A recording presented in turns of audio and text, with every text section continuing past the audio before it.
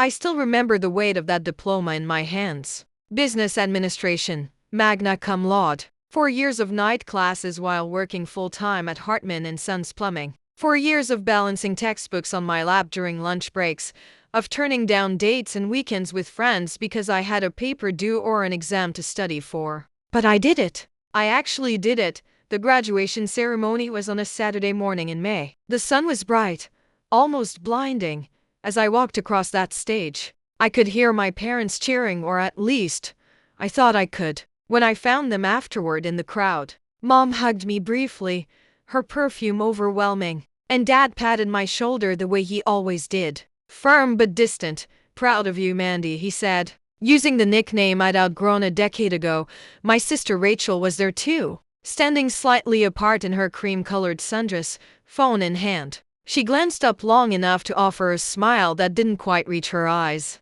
"Congrats," she said, then went back to scrolling. Rachel was 26, 3 years younger than me, and had never worked a day at the family business. She'd gone to art school in California, spent 2 years finding herself in Portland, and eventually came back home last year with a portfolio of watercolors and a boyfriend who wore vintage band t-shirts unironically. She worked part-time at a boutique downtown and still lived in our parents' guest house. We weren't close. We hadn't been for years. I thought the distance between us was just natural sibling drift, different interests, different paths. I didn't realize it was something else entirely. That evening, we all went to Marino's, the Italian place on 5th Street where we'd celebrated every family milestone since I was 10. I ordered the chicken marsala, same as always. Rachel got a salad. Mom and Dad shared a bottle of red wine, and Dad kept refilling his glass more often than usual. "So," Dad said, cutting into his steak, "what's next for you, Mandy?" I looked up, surprised. "What do you mean?" "Now that you've got your degree," I laughed, genuinely confused. "Dad, I'm already working at the business. I've been working there since I was 18. Right. He nodded slowly, like he was trying to remember. "But you've got options now. You could do anything." There was something in his tone, something careful and measured, that made my stomach tighten. I set down my fork. "I don't want to do anything else," I said. "I got my degree so I could help grow the business." "We talked about this." Mom dabbed her napkin at the corner of her mouth. "Sweetheart, you know your father and I appreciate everything you do. You're wonderful with the scheduling and the invoices and keeping the crews organized, but..." I heard it coming. She glanced at Dad, then back at me. "But running a business takes more than that. It takes vision, strategy. Your father and I have been talking, and we think it's time to bring in some fresh ideas. Someone who can take us into the future." Rachel was very still, her fork hovering over her salad. "I have ideas," I said, my voice sharper than I intended. "I wrote my entire capstone project on modernizing small trade businesses. I've been trying to talk to you both about updating our website, starting a social media presence, implementing a new billing system. Those are all great thoughts," Dad interrupted gently, "but they're operational. We need someone who can think bigger picture."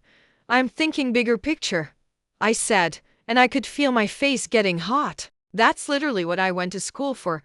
Mom reached across the table and patted my hand. Her touch was cool, deliberate. "Amanda, honey, you're very good with your hands. You're organized, dependable. But running a business, really running it, takes a different kind of intelligence. You've always been more practical." The word landed like a slap. Practical. I pulled my hand away slowly, carefully, like I was handling something fragile. My throat felt tight. "What are you saying?" Dad cleared his throat. "We're saying we've made Rachel a partner. She's going to take over operations and start transitioning into a leadership role." The restaurant noise, the clinking glasses, the laughter from nearby tables, the soft Italian music, all of it faded into white noise. I stared at my father, then at my mother, waiting for one of them to laugh, to tell me it was a joke. They didn't. "Rachel," I finally said, turning to look at my sister. She met my eyes for the first time all evening. There was something there, guilt maybe, or triumph. I couldn't tell. "I've been working with Mom and Dad on a new business plan," she said quietly. "We're going to rebrand, modernize, I have some ideas about expanding into eco-friendly installations, partnering with local contractors, maybe even opening a second location. Those are my ideas, I said, my voice hollow. I pitched those exact things 6 months ago. And they're good ideas, Rachel said, as if that made it okay. That's why we're moving forward with them.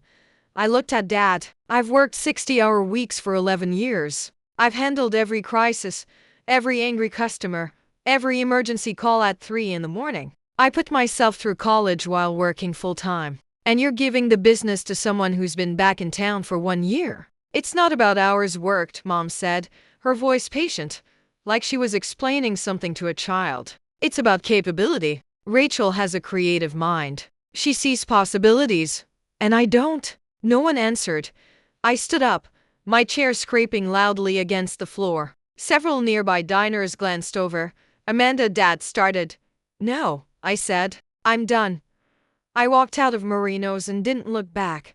I didn't sleep that night. I lay in my apartment, the small one-bedroom I'd been renting for 5 years because I couldn't afford anything better while putting myself through school, and stared at the ceiling. My mind kept replaying Mom's words, "You're very good with your hands."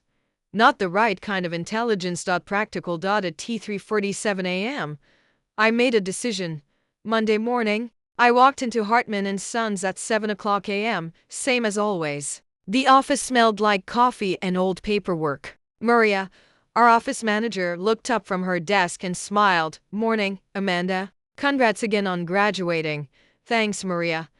I went to my desk, the metal one in the corner, covered in sticky notes and work orders, and started going through my files. I had 11 years worth of information in my head and on my computer. Client preferences, pricing structures, the personal cell phone numbers of every major contractor in the county, vendor relationships, the intricate schedule I'd built that kept our 6 crews running smoothly without overlap or downtime. I spent the entire morning documenting everything I did. Every task, every responsibility, every relationship. I made it thorough, professional, detailed. Then I wrote my resignation letter. It was short. 3 sentences, effective immediately. I am resigning from Hartman & Sons Plumbing. I will be available for 2 weeks to assist with the transition. Thank you for the opportunity. I printed it, signed it, and walked into Dad's office. He was on the phone, but he held up a finger 1 minute. I waited. When he hung up, he looked at me with the same expression he always had. Distant, distracted. "What's up, Mandy?" I handed him the letter.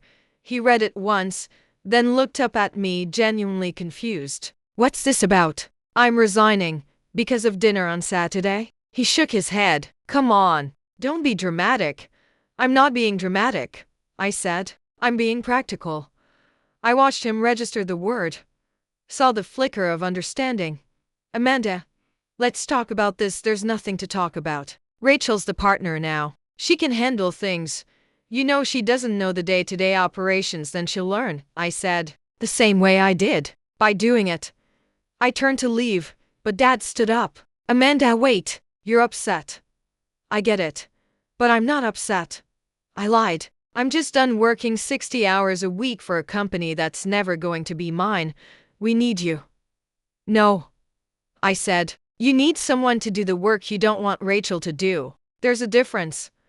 I left his office and went back to my desk. By noon, word had spread. Maria came by, her eyes red. "Is it true?" I nodded. "Why?" I couldn't tell her. "Not really." So I just said, "It's time." Over the next 2 weeks, I trained Rachel. I showed her the scheduling software, walked her through client accounts, introduced her to the crew leaders. She took notes, asked questions, and tried to be professional. But I could see the panic in her eyes. She was in over her head, and she knew it.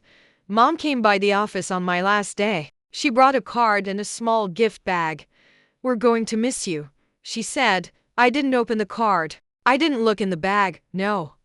You won't," I said. She blinked. "Amanda, that's not fair. You told me I wasn't smart enough to run this business, that I'm only good with my hands." I kept my voice even. "I'm just respecting your assessment." "That's not what I meant." "It's exactly what you meant, Mom." She opened her mouth, then closed it. For the first time, she had nothing to say. I packed my things into a box and walked out. Drop your city in the comments, let's see how far this story travels. For the first 2 weeks after I left, I did nothing. I slept in. I went for long walks. I read books I'd been meaning to read for years. I let myself breathe. Then on a Tuesday morning, my phone rang. A known number. Hello? Amanda Hartman? The voice was professional, clipped. This is Derek Chen from Stonebridge Property Management. I knew that name. Stonebridge was our biggest client, or rather, had been mine. I'd managed their account personally for 7 years, handling all the plumbing for their 63 residential properties across the county. Yes? I wanted to reach out to you directly, Derek said. I heard you left Hartman and Sons. That's right. Are you working somewhere else now? I hesitated. Not yet. Would you be interested in bringing your expertise to a new contract? We're not satisfied with the service we've been receiving lately. And frankly, we'd prefer to work with you directly. My heart started pounding. What do you mean? We've had 3 scheduling conflicts in the past 2 weeks. Missed appointments. Work orders that weren't completed properly. Your replacement doesn't seem to have the same attention to detail. Rachel. He meant Rachel. I appreciate you reaching out, I said carefully. Can I think about it? Of course. But Amanda, he paused. We're going to make a decision by the end of the month. If you're not available, we'll need to find someone else. And it won't be Hartman and Sons. After I hung up, I sat very still. Stonebridge was 40% of Hartman and Sons' revenue. Maybe more. If they left, the business would be in serious trouble. I could call Dad, warn him, help him fix it, or I could let it play out. I called Derek Chen back the next day. I'm interested, I said, but I'd need to go independent, start my own company. That's fine with us. We care about the quality of the work, not the name on the invoice. Give me 2 weeks to get everything set up. You've got it. I spent those 2 weeks moving faster than I ever had in my life. I filed for an LC Hartman Solutions, named after my grandmother's maiden name, so it was legally distinct. I got bonded and insured. I reached out to 2 of the crew leaders from Hartman and Sons, guys I'd worked with for years, and offered them better pay and a profit-sharing structure. They both said yes. I built a simple, clean website. I set up a business phone line. I designed invoices, and when Stonebridge's contract was up for renewal, I submitted a bid. Hartman and Sons submitted one too, of course. Rachel's bid was actually lower than mine, but Derek Chen chose me anyway. It's not about price, he told me over the phone. It's about trust. When word got out, things happened fast. 2 more of our old clients reached out to me, not huge accounts like Stonebridge, but steady, reliable work. Both of them had the same complaints: missed appointments, poor communication, work that wasn't up to standard. I took both contracts. Within 6 weeks of leaving, I had 3 clients and 4 employees. Within 3 months, I had 7 clients and a second crew. I didn't advertise. I didn't badmouth Hartman and Sons. I just did good work, communicated clearly, and showed up when I said I would. Turns out that's all people really want. I didn't hear from my parents for 2 months. Then, one Sunday afternoon, Dad called. Amanda. His voice was tired. We need to talk about. Can I come by? I almost said no, but curiosity got the better of me. Fine. He showed up an hour later, looking older than I remembered. He'd lost weight. There were new lines around his eyes. Can I come in? I stepped aside. We sat in my small living room, the silence awkward and heavy. He looked around at the IKEA furniture, the degree framed on the wall, the neat stack of business documents on my kitchen table. You're doing well, he said finally. I'm doing okay. He rubbed his face. Amanda, I need to be honest with you. The business is struggling. I'm sorry to hear that. He looked at me, searching for something. We lost Stonebridge, and Morrison Construction, and the Whitfield Apartments account. I know. You know? His voice sharpened. Did you go after them deliberately? I met his eyes steady. They came to me, Dad. I didn't solicit anyone. They weren't happy with the service they were getting, because you left. You took all your knowledge with you. No, I interrupted. I gave you 2 weeks to transition everything. I documented every process. I trained Rachel personally. This isn't about me leaving. It's about the quality of work dropping after I left. He stared at me for a long moment. Then, quietly, "We need your help." "No, Amanda, no, Dad." I kept my voice gentle but firm. "You made it very clear I wasn't capable of running the business, that I didn't have the right kind of intelligence. You chose Rachel over me, even though I'd given you 11 years of 60-hour weeks. Even though I put myself through college specifically to be more valuable to the business, your mother and I made a mistake." "Yeah, you did." His shoulders sagged. "What do you want? An apology? Fine, I'm sorry. Your mother's sorry. We were wrong about Rachel. She's not ready. She doesn't have your instincts, your work ethic. Please, come back. We'll make you a partner. We'll give you equity. Whatever you want." For 11 years, I would have done anything to hear those words. Now they just made me tired. "I don't want to come back, Dad." "Then what do you want?" I thought about it. Really thought about it. "I want you to understand something," I said slowly. "For my entire adult life, I thought if I just worked hard enough, if I was dependable enough, if I proved myself enough, you'd see me. Really see me. Not as the practical one. Not as the one who's good with her hands. As someone capable. Someone worthy of respect." "We do respect you, you don't," I said. "You never did. And the worst part is, I don't think you even realize it. You gave the business to Rachel because she's charming. She's creative. She has ideas. But I had ideas too. The difference is you actually listened to hers." Dad looked down at his hands. They were rough, scarred from decades of plumbing work. Same as mine. "I don't know what to say," he said. "There's nothing to say. You made your choice. Now you live with it. So that's it. You're just going to let the business fail?" "I'm not letting it do anything, Dad. I'm just not saving it." I stood up. "You should go." He stood too, slower. At the door, he turned back. "You're really not going to help." I thought about all the times I'd stayed late. All the emergencies I'd handled. All the hours I'd sacrificed. All the validation I'd never received. "I helped for 11 years, I said. "It's someone else's turn." He left. 3 months later, I got a call from Maria, the office manager. "Amanda." "It's me." "Hey, Maria. How are you?" I'm leaving. Rachel and your parents can't afford to keep me on. They're downsizing." "I'm sorry. Are you hiring?" I smiled. "Actually, yeah, I am." 6 months after I left, Hartman and Sons closed. Not completely. Dad still does some small residential jobs, enough to keep himself busy. But the company as I knew it, the one I'd poured my life into, is gone. Rachel moved back to Portland. Mom stopped calling. Dad and I talk sometimes, brief and surface level. He's never apologized again. I don't think he knows how. I don't need him to anymore.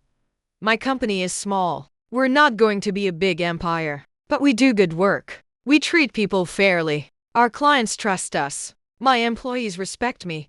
And every morning, when I wake up and check my schedule, I feel something I never felt in 11 years at Hartman and Sons. I feel proud. Not because I got revenge. Not because I proved them wrong. But because I finally proved something to myself. I was always capable. I was always enough. I just needed to stop waiting for someone else to see it. Last week, I got my business license in the mail. Officially registered and approved. I framed it and hung it on my office wall, right next to my diploma. Sometimes I look at both of them and I remember that dinner at Marino's. I remember Mom's voice. "You're very good with your hands." She was right about that part. I am good with my hands. But I'm good with my brain too. And now I have a business my own. Business that proves it. They can't take that away. Nobody can.